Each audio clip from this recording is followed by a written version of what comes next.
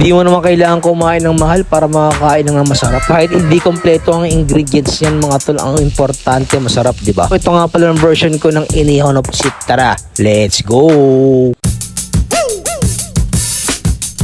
So, ayun na nga mga tol, magandang araw po sa ating lahat. Magluluto nga lang pala tayo ng inihaw na pusit. Dalawang aromatics nga lang palang gagamitin ko dito mga tol. Kamatis pati sibuyas na puti lang pala. So, yung kamatis pati sibuyas na puti mga tol, hiniwa ko lang pala ng pa-cubes. Parang ganyan lang mga tol. Tapos tinanggalan ko rin pala ng balat yung ating sibuyas. And nung nagpunta ako sa may Marikina Public Market mga tol, may nakita nga akong pusit, halagang 100 pesos nga lang pala isang tumpok. So, bumili nga pala ako ng dalawang tumpok dito mga tol. Tapos nilinisan ko na pala tol yung ating pusit. Tinanggalan ko ng dumi. Tapos yung balat, binalatan ko na rin pala. Bali mga 6 pieces nga pala pusit ang gagamitin ko dito. Tapos tinimpilan ko lang siya ng toyo, paminta. Naglagay rin pala ako ng kalamansi mga tol para matanggal talaga yung lansa ng ating pusit. Bali mga 6 na pirasong kalamansi lang din pala yan. Siyempre mga tol, magic para mas masarap, diba? Tapos kaunting asukal mga tol, pang balance lang ng lasa ng ating marination. Yung nahiwa nga pala natin na aromatics na kamatis pati sibuyas mga tol, ipapalaman natin doon sa loob mismo ng pusit. Pwede rin naman kayo maglagay pa ng ibang ingredients dito mga tol para mas lalong sumarap yung pusit. Pero ako ngayon mga tol, for today's video, kung ano lang merong available na ingredients mga tol, ayun lang ang ginamit ko dito. Nilagyan ko lang pala ng 2 pirasong toothpick mga tol para mailak ko yung ulo dun sa katawan na mismo ng pusit. Bali, i-marinate natin yung mga tol sa loob ng 30 minutes o hanggang 1 oras para kumapit na yung mismong marination dun sa ating pusit.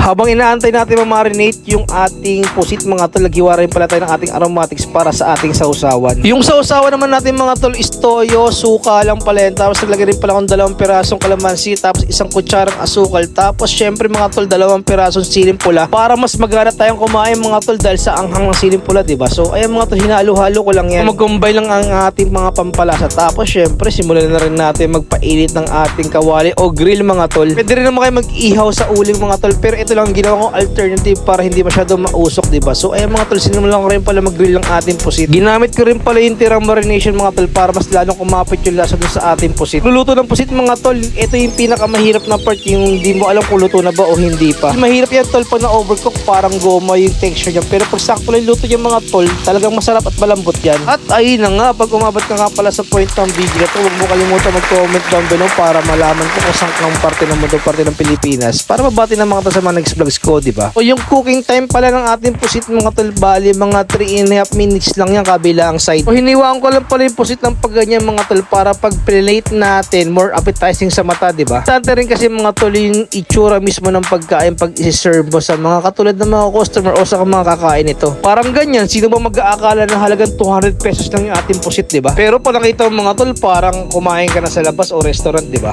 Tol! Pusit to! Dali! Syempre, tikman natin yung tropa. Wait lang So, ayun tol, gumapala ako sa usawa ng toyo, suka, kalamansi. Tapos may sili. Ayan, sibuyas tol. Tikman natin. Apoy! Tapos ayun tol! Hirap!